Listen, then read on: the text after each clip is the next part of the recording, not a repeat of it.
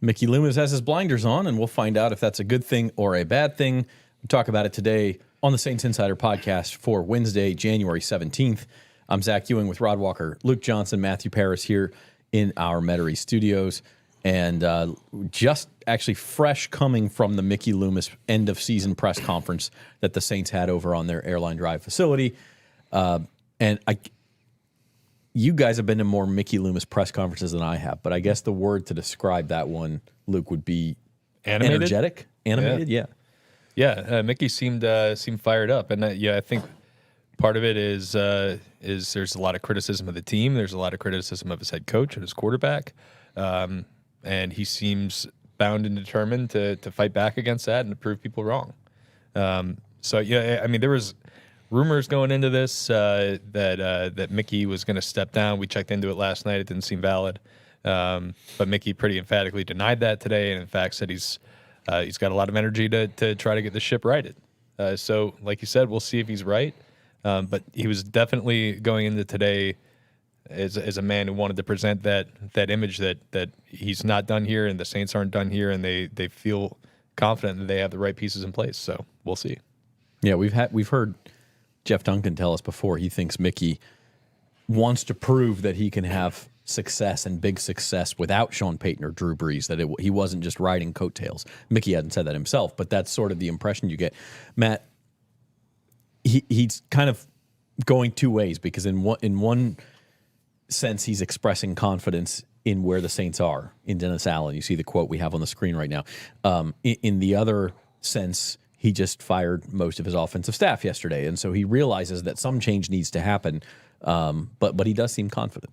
Yeah, it was trying to have eat his cake and have it too, whatever. He didn't want to get into the reasons why they changed offensive coordinator, but I also got the sense that he wasn't necessarily pointing to the last 4 or 5 stretch as often as, say, maybe Dennis Allen was in his season-ending press conference. He had this quote about the culture of the team, and kind of was saying culture was a little bit overblown, or you could define it however you want, but he said he wanted to make things uncomfortable because they've gotten too comfortable the past few years, and trying to get back to that standard like they've had during other stretches where they've been more successful. But the thing of defending Dennis Allen, I think, really stands out as well. That he was the most animated over that, brought his little note card in terms of, with Bill Belichick's record, Chuck Noll. And he compared Dennis Allen to the first 3 seasons of Bill Belichick, Tom Landry, Bill Walsh, and a man near and dear to your fandom in Chuck Noll of the Pittsburgh Steelers. I mean, you're talking about it was like 16 or 17 Super Bowls. Yeah, combined. Maybe not quite the Mount Rushmore, because you can, do you throw Don Shula on there or Vince Lombardi on there, but like some big name coaches that he's comparing Dennis Allen and his mediocre record, and the guy that a good portion of the fan base wants gone. The GM sitting there and saying, not only do I believe in him, but I'm going to sit here with a note card and compare him to some of the great coaches in NFL history. That's what surprised me the most about it, was that he actually had a note. If he had just said it and, just mentioned those names, it would have been a little different. But to have it prepared, almost like a prepared statement with their actual records on there that he pulls out of his back pocket because he knew that question was coming, it was a bit surprising to me. And it was also surprising. I mean, you can't really look at just Dennis Allen's first 2 seasons in New Orleans. I think you also have to look at what he did with the Raiders organization. So, that part was a little surprising to me. But as Luke was kind of talking about, though, I mean, Mickey was very energetic. I mean, he was different than he's ever been in a postseason press conference. I mean, you can tell that he really believes in Dennis Allen, first of all. I mean, he said that numerous times. But I think he feels like with the moves they made yesterday in parting ways with Pete Carmichael, I feel like Dennis thinks that, this team is where it needs to be now. I think he thinks the problems are fixed if they just do what they feel like they need to do now. I will say a lot of times this gets overblown. Like reporters love to share like how long somebody talked, but Mickey talked for almost an hour today. That's like the grand total of how long we've talked to him, like the entire offseason leading up to this. Like his end of season presser last year and his media availability at the Combine, Senior Bowl. and started the season. Like that guy does not like to talk. And he probably would have gone on longer. I mean, we just kind of like ran out We of ran out of questions. steam. Right, we talked about everything pretty much. I keep a record in my notebook of how many questions are or what the questions are asked, just so I can go back and reference it when I'm going back and listening to the recording. And I almost ran out of room. And this is like 2 columns on a single sheet of paper, and I write small. I was gonna say you write small. I write small. Luke's writing is something to behold. Yeah, I do have great handwriting. When you and Taryn were here, it was like this. It's calligraphy, for sure. This juxtaposition of handwriting is interesting. It should be a font. I need to talk to Big Font and get my Luke handwriting Johnson. in there. Yeah. I thought it was nice you brought your note card of journalistic heroes to defend Luke. That was nice. Yeah, He evoked the name. He's Gary Smith. Gary Smith. He only wrote a 20-word lead. All right. Frank DeFord Johnson over here. What my note card does say is that the Saints Insider is sponsored by Bank Plus. Their banking decisions are actually made here in New Orleans by local bankers who take the time, who know the community and take the time to know you. From small business to big business, home loans to bank anywhere technology, Bank Plus is here for New Orleans. Learn more at bankplus.net. I think maybe one good way to describe Mickey, guys, is that he was like, and this makes sense. If you're going to keep Dennis Allen, you better be both feet in with Dennis Allen. And he was clearly both feet in with the decision, like, hey, I'm not going to sit here and say this is a make or break year and he better go 10-7 or he better do this or he better do that. He's my guy. He's my coach. And we'll see what happens. That could backfire. It could. I do want to say this real quick. In fairness to Mickey, because he's getting a lot of blowback for the Hall of Fame comparison thing, I think he was just saying like look, this has happened before, where these really, really good coaches got off the slow starts in their career, and he's not saying that Denis is Bill Belichick or Chuck Nolan, he's going to be in the Hall of Fame, but he's saying, look, we see all the traits that we like, we see what it can be with him, so we're giving him this little extended window because we're an organization that doesn't make these rash decisions, and we think that he is better than what the results have been. But all that being said, you're absolutely. I mean, it has to be a make or break year for Dennis Allen. The first year you had first year after Sean Payton, you had the quarterback injuries, you had injuries all across the team. You can explain away a lot of that. This year, you had the offensive inefficiencies. They feel like they made the right moves by changing up the offensive staff. We'll see who they hire, but like next year 2 with Derek Carr in the system, year 3 of building his roster and his idea, his whole staff is going to be basically his staff. I mean, how many holdovers are there from the Peyton era? Mike Hodges, Ronald Curry. Is there anybody else? Darren Rizzi? That's about it. So it's his staff, it's his roster, it's his quarterback, and there are no more excuses for why they aren't reaching the level that they believe they can be at. So if it's another year of underperforming relative to their own expectations, much less ours or the fan bases, I don't see how you could continue making this. We believe in him as a coach. It's just the record hasn't been what it should be. I just think that it's got to happen. Right. Well, you're also running out of people to blame because you look after the first offseason, they make changes on the defensive side. Now it's the offensive side. Yeah, and quarterback. Now it's the offensive side. Next progression in that is the head coach. I mean, he is being set up for a must-win year, but that's the thing too. I mean, they're not going to make changes for Mickey because it's Gail Benson and they're kind of tied to him. But by putting all your eggs in one basket, I mean, you're tying yourself to Dennis Allen, and then the question is more why. It's a guy that he's had 5 years of being a coach, and the record isn't very impressive. And I know he said look beyond the record, but even listening to him defend Dennis Allen, he spoke with a lot of passion, but there wasn't a lot of substance there. And maybe he doesn't need to provide that substance. I mean, it's not his job to defend Dennis Allen per se, but when you're trying to rally up the fan bases, he kind of seemed like he was doing, you're not really providing. No one came away from that presser saying, oh, you know what? I've changed my mind. Dennis Allen is a good coach now. Right. And I do think, though, you're also on the market for an offensive coordinator. So I do think you have to sell Dennis Allen as much as you can and, let whoever's going to come in here to to fill Pete Carmichael's position. You know, let them be confident that Denis Allen's going to be the guy, and we believe him. I mean, I don't think you can't come out and say, yeah, Denis Allen has to win this year, because what coordinator would want to come in here hearing that? So I do think there was some selling going on there. Yeah, we brought it up yesterday after the Pete Carmichael news. I mean, if there's any sort of notion out there in the coaching world that Denis Allen is kind of heading into a lame duck year, or a year where he might not be back and staff might not be back, that's a hard pitch to make to incoming coaches, and hopefully those coaches are not on Twitter looking for reactions to all of our tweets today, because it was predictably bad. I mean, the Chuck Noll, Bill Belichick, Bill Walsh thing, people hated that. People absolutely hated that line from Mickey Loomis. I mean, look, give the guy credit for sticking to his guns and standing by his head coach.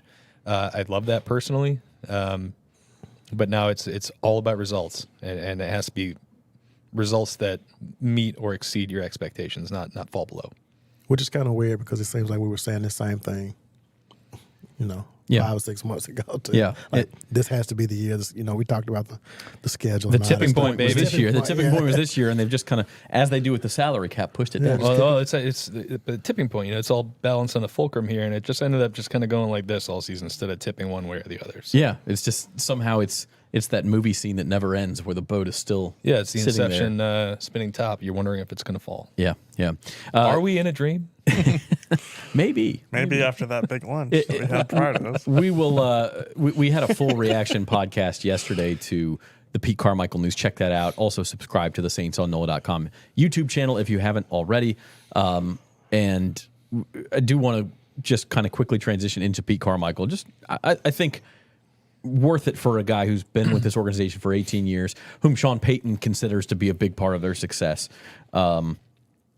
And who did have a lot of success. And granted, Drew Brees was his quarterback, and maybe some of us could have called plays that Drew Brees would have made work, and Drew Brees would have changed them if he didn't like them anyway. But Pete Carmichael gave a lot to this organization. He came here after Hurricane Katrina, like Peyton and Brees, and did have a run of success. Now, I don't think we should just dismiss that. No, absolutely. Pete was a huge part of this organization, and I don't think there's any doubt in anybody's mind about Pete's ability as a coach. Right, and I think the guy deserves just a lot of credit for everything that he brought, for all of his ideas, for all the input he had on what was one of the greatest offenses in league history for a long stretch.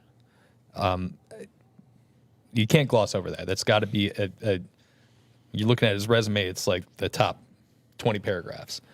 But when you're talking about Pete Carmichael right now, it has to be about his failures as a play caller. I mean, it has to be. It's why he's no longer employed. It's why he's not coming back for year 19. They had to make a change there. It was obvious to everybody. We all called it after the season, even after the way they closed the season. It's just time. It was time. And Pete, as good as a coach as he is, as good as a guy he is, as much as everybody likes him, he was miscast as the offensive play caller.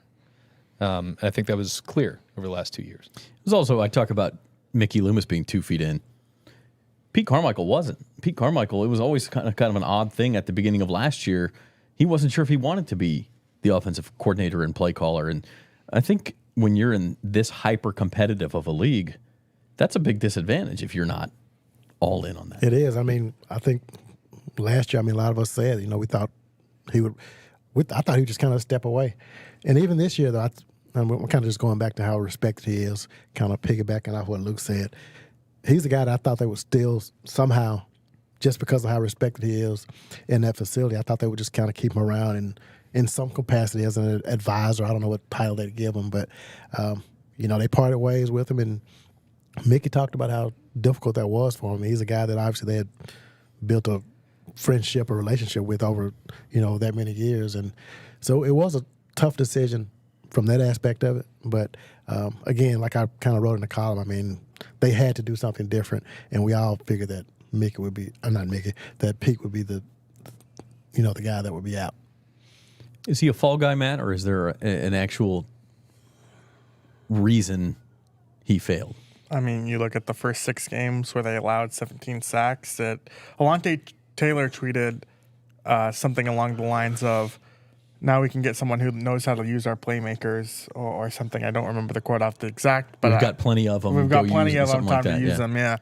And so that, I think, tells you about a little bit how the players felt. I think they all respected Pete Carmichael as a person, but this team does have some talent, and it's just getting them more involved consistently. And then also, look, the Saints weren't a very forward-looking team in terms of incorporating a lot of motion, incorporating a lot of play action stuff that is Derek Carr's strengths. They did a little bit more of that as the season progressed, but it's still, you could argue, not nearly enough. And so I think bringing someone in here, whether it's changing the system entirely to something else new, or if you even want to keep the same system in place and just having a new, fresh set of eyes to maybe update some more modern tendencies, I think would be a good thing.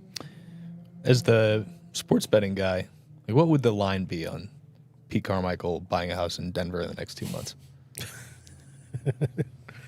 It's better than even money, right? Like I think, or something close to even money. I mean, Sean Payton, it feels like whether it's as an offensive coordinator or just some sort of analyst, right? I feel like he likes him personally enough to bring him on if Pete wants somewhere to land. Yeah. Well, that's a big thing, right? Pete's still a fairly young guy. I mean, he got here, I think, when he was in his 30s. So it's not like he's at the end of his coaching career.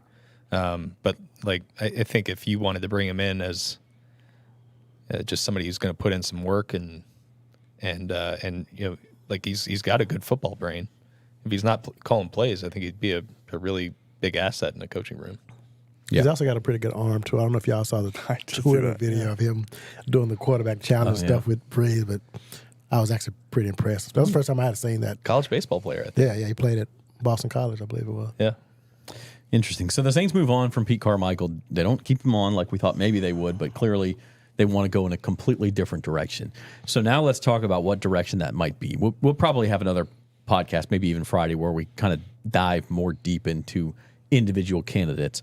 But we did hear the Saints requested to interview their first candidate today. That's Cincinnati Bengals quarterbacks coach Dan Pitcher, who obviously we talk about riding coattails of quarterbacks. He's had Joe Burrow there for the last 3 years, but he predates Joe Burrow. He predates even Zach Taylor, I believe, in Cincinnati. And so he was the guy they chose to lead Joe Burrow into the NFL. The Bengals were obviously pretty good, even with Jake Browning at quarterback late in the year offensively. So interesting name. I believe he comes from the Shanahan tree. So we'd be talking about a different offensive system with this guy. Yes, but if he's part of the Bengals staff going past that, I mean, I think the coordinator before Brian Callahan there was Ken Zampese and Jay Gruden. Is that? I don't know the Bengals offensive coordinator. So it's off the top of my head, but I think it's impressive. Feel like the NFL Google machine over there. Ken Zampese was on Washington staff, which is why there's always a Washington connection. It always comes back. It always comes back to Washington. But if you want to go that route, I mean, if we're saying Gruden and Sean Payton run similar systems, maybe he has familiarity with that system. Not positive, but yeah, I mean, if he comes from the Shanahan tree, Zach Taylor does. With McVay, it is interesting, like how much of an approach they want to do this, because I think one of the things that stood out to me from this press conference today is it didn't seem like Mickey Loomis was nearly as set as maybe keeping the same system as maybe Denis Allen indicated in his season-ending press conference. Yeah, we asked him about that kind of directly because he said the thing he kept referencing over and over again when he's talking about Pete is we wanted to change. So it's like, well, what kind of change do you want? Do you want just a change in who's calling the plays, a new set of eyes? Is that the kind of change you want, or do you want to change and start to really incorporate, like Matt was saying, some of the more modern aspects of offensive football in the NFL? And that's why it was really interesting to see somebody with links to the Shanahan tree being the first name kind of mentioned within this. Because if they wanted just to kind of do an updated version of what they've been running for the last 20 years around here, then Ronald Curry is probably the obvious answer, or bringing somebody like Gruden in.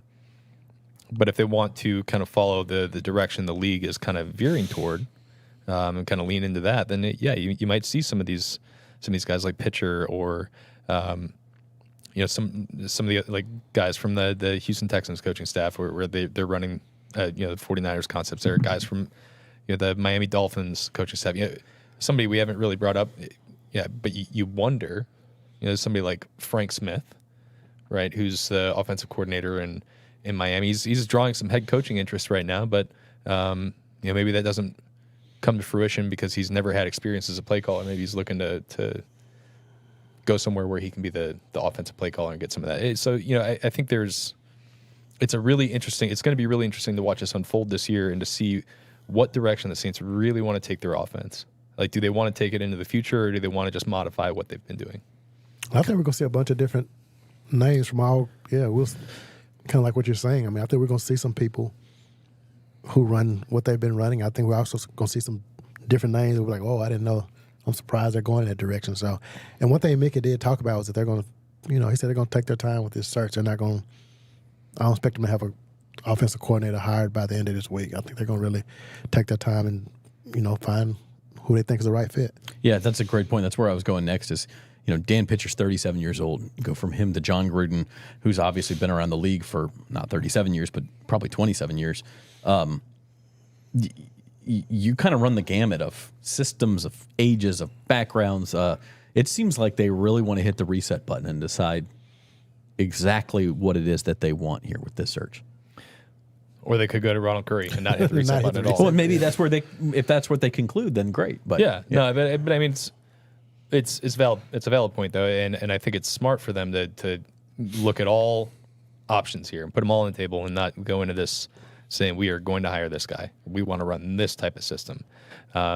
Because the other thing you got to consider is what personnel they're going to be working with, because we know the Saints aren't very flexible from a personnel standpoint right now. So what kind of scheme do they want to work with the personnel that exists within their building right now? I think it's going to be just so interesting to watch this all unfold.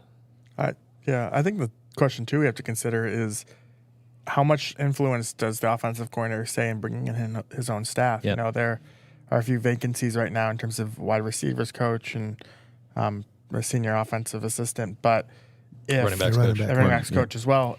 But if when, not to tie it back to Washington, but when Bieniemy, I know there we go, hit the bingo card.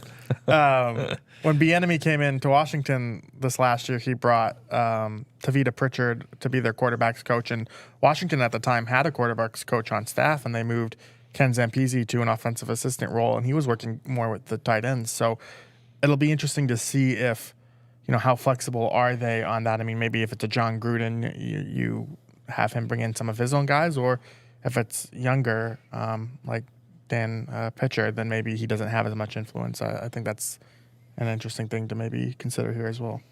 What about the Derek Carr aspect of this? Carr has played mostly in this type of system, Gruden's system. He played well at the end of the year.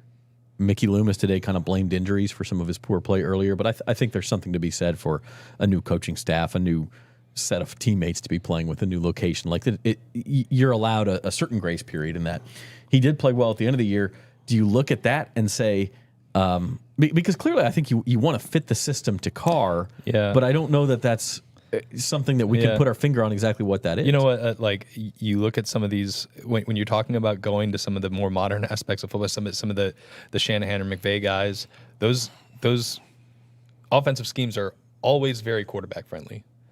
I mean, like Kirk Cousins is just like blown up with Kevin O'Connell as his coach. O'Connell's from the McVay tree. Kirk Cousins was Matt Ryan was awesome under Kyle Shanahan. Matthew Stafford has been unreal under McVay. I think you look at those systems and schemes and say they do great things for the quarterback. They make things so much easier for the quarterback. Let's make things easier for Derek Carr, rather than saying like, "Hey, Derek, we know you're really comfortable in this." And he's had a really good NFL career, but he's never been like an MVP caliber quarterback, or outside of I think 1 year, 2016, he got MVP votes. But like, if you can bring in a system that takes advantage of all of his strengths and minimizes his weaknesses, as opposed to just being like, let's work with what you're comfortable with, I think that's a much more clear route to success for me. We'll see if the Saints think about this the same way, but I just don't think you can go into this saying we got to tailor this to Derek, and you have to really look at it more as what schemes right now take the best advantage of quarterbacks' traits and get the most out of quarterbacks. So you're saying Tua, right? Tua was awful his first 2 years under Brian Flores. I don't know who was his OC in Miami during that time, but then you bring in Mike McDaniel and that San Francisco offense, and he's an outstanding quarterback for much of this season. So I just think that it's much better to tailor the quarterback to the scheme if the scheme is right, than vice versa. You're saying Brock Purdy would not have been an MVP candidate in Pete Carmichael's offense. I don't want to get into that. I'm saying that. I mean, every quarterback you've ever dropped into Shanahan's offense. Jimmy Garoppolo took them to a Super Bowl. Yeah, Jimmy G goes to the Raiders, and he's benched for a 4th round rookie. I just think that those schemes just they make quarterbacks better. I think you want to do that rather than trying to tailor the scheme to your quarterback, or whatever I'm trying to say there. Yeah, I think we got you. Another move the Saints made was to replace Cody Burns as the wide receivers coach, and I think I'll tie this in here. Doug Marrone, the offensive line coach, I think we all sort of thought would be much more likely to be replaced, or maybe he is even at the age where he would retire. Mickey shot that down today. He said that as far as he knows, Doug Marrone has no plans to retire. So, Rod, you kind of mentioned surprise that Cody Burns was on the chopping block yesterday. It's even more surprising when you consider that Doug Marrone apparently is not on the chopping block. Yeah, and when I tweeted something about that yesterday, and I think my point was that if you're giving us a list of every assistant coach on the same staff and say which one of these guys you think will be gone next year, Cody Burns would not have been at the top of the list. He'd only been here 2 years. His receivers had some struggles early in the season. I mean, there was the play when I think it was A.T. Perry that stopped running on a route or something. That was in the Atlanta game. The Atlanta game, yeah. So I mean, they did have some issues early in the season. I don't know if that's on Cody or if that's on Derek Carr and the receivers getting on the same page. But I thought at the end of the season, I thought those guys really stepped up. I mean, this is a team that went to the season with Michael Thomas as kind of, one of the better guys, and he's injured. But I thought A.T. Perry, Rashid Shaheed, and Chris Olave had a really solid season. And, I mean, I think some of that credit needs to go to Cody Burns. So I was a little surprised. But like I mentioned yesterday, I mean, he's a guy that had never coached in the NFL until last season, and, maybe – I don't know. They saw something that made them want to move on from him, and I don't know what it was, but they clearly saw something. I think if you're just looking at the performance of the players out of a specific position group, it's surprising, but I think there's got to be more to it than that. Right. And I think there was some pretty clear mixed signals between Carr and the receiving corps this year, and some bad body language stuff that maybe this is all tying into it, because it definitely wasn't like a performance issue with these guys. Shaheed, Olave both improved over their rookie seasons. A.T. Perry looked like a player by the end of the year. I thought Michael Thomas was playing well enough before he got hurt. So yeah, it definitely wasn't. It definitely didn't seem like the performance was what merited there, and that's what we're talking about with Marrone, right? I mean, the performance fell kind of across the board for that offensive line. And I think that's why it was kind of surprising to see him coming back. I will say they only allowed 34 sacks. Like, once they benched Penning and found Pete as kind of the solution at left tackle, there were still some miscues, but it was the group itself was sort of fine. I think the thing you could point to is probably offensive holding, like holding calls and false starts were the problem all year. I think that falls a little bit on coaching, but on the running game too. On the running, yeah. The running game was a massive failure. But that's why you allowed Joel Thomas to leave, and maybe you put that on the position coach instead. But I don't put the running backs like yards per carry on the running backs. I mean, those guys didn't. No, for sure. We're on the same page. Coaching running, and we'll get to Joel Thomas in a second. But coaching running backs seems like, and this is where we'll show. We're not coaches. We don't know exactly. But like to a certain extent in Alvin Kamara, you either got it or you don't. I mean, you can't hey, go make that guy miss. You're teaching him patience, running lanes, things like that. But at a certain point, it seems like running back more than almost any other position, the guy's he's either got it or he doesn't. How dare Joel Thomas have Alvin Kamara turn 28? Yeah, exactly. Yeah, or just have the. I mean, 3 guys all averaging like 3.8 yards a carry or less. 3 guys who, the 2 of them have had a lot of success in the league, and one of them who's a really promising rookie. All of them having bad seasons on an efficiency basis. I don't think that falls on Joel Thomas. To me, I think that falls on the offensive line. I think that Adam Prentice fumble is what got him out of here. I think that might be what got Pete out of there. I don't know. Man. I'm still. But I mean, protecting the ball is something that you probably That's true. on. But for the most part, I thought they did a better job. I don't know how many fumbles they ended up having this year, but I thought it was better than last year because last year they did have some issues. Ball security took a huge step forward this year. Yeah. Speaking of Kamara, I think we can safely say he's not going to be the superstar he was there for 3 or 4 years, just because running backs age and you just don't go back in time like that. But can they get him back to the point where he's a productive starter? Because he hasn't really been, if you look at the numbers the last 2 years. Or do you guys think that ship has sailed? No, I absolutely think Alvin Kamara can still be a really good player in the NFL. Maybe not the guy who's averaging 6 yards a carry like he did as a rookie. Maybe not the guy who's averaging or who's piling up like 1,800 scrimmage yards. But even in a down year this year, very down year by his standards, still 1,200 yards from scrimmage. He's still a good player. I think this kind of goes back to some of the scheme stuff I was bringing up. Like their running scheme was just not good. It just wasn't. If you were bringing in some, especially when you're talking about the San Francisco scheme, Devon Achane averaged like almost 8 yards a carry this year. You put Alvin Kamara in that offense, he's definitely not averaging 3.8 yards a carry or 3.9 or whatever it was this year. I just think that the numbers for him, I don't think are strictly tied to exactly how good he is. I think there was a lot of failings in terms of helping him create that production. Not as good as a player as he was in 2018, but he's still got plenty of juice left, in my opinion.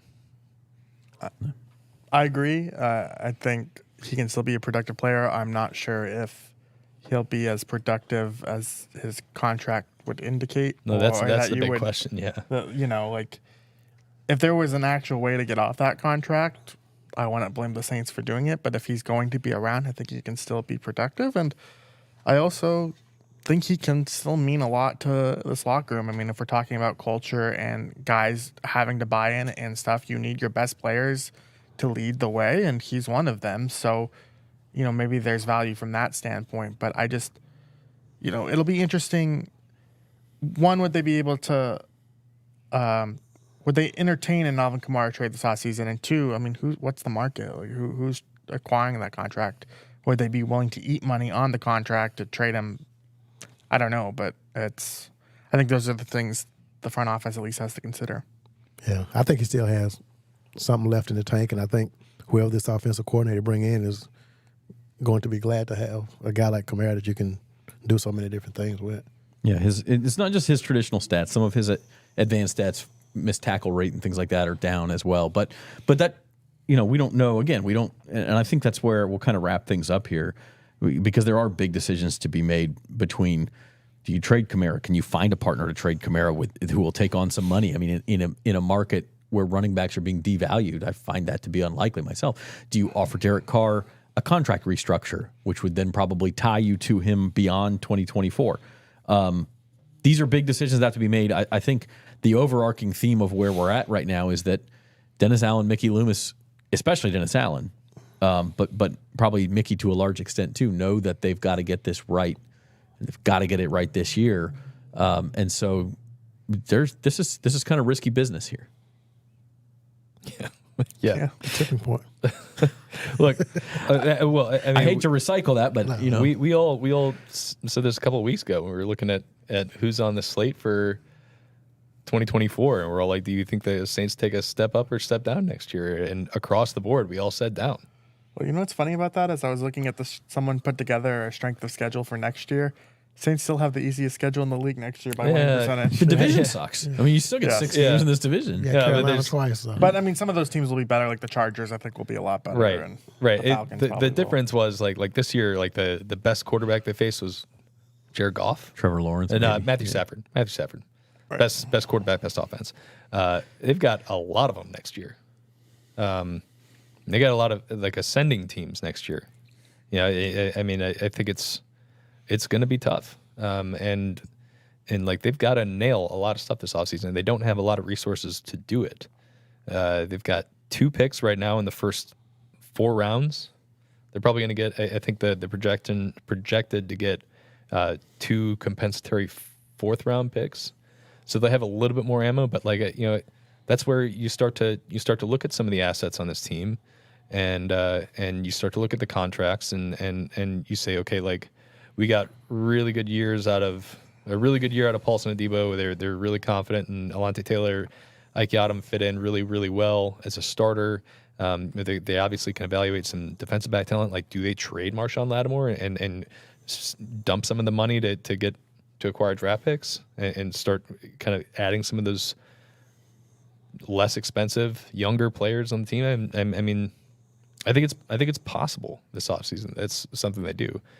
I think it's also totally possible they keep kicking the can down the road and hoping these guys kind of bounce back to form, and hope Marshawn Lattimore doesn't miss 7 or 10 games again, or Alvin Kamara returns to form with potentially a new scheme, better offensive line blocking. Derek Carr improves over. There's so many different ways this can go. I think of Mickey, we've referenced this a couple times, but he brought this up multiple times today, that there's more we see than everyone else sees. There's more we see than the fans see or the media sees or former players see. And that's why we like Dennis Allen, and that's why we're making some of the decisions we make. And in some ways, it feels like it's like the 1984 line where they're telling you not to trust your own eyes and ears.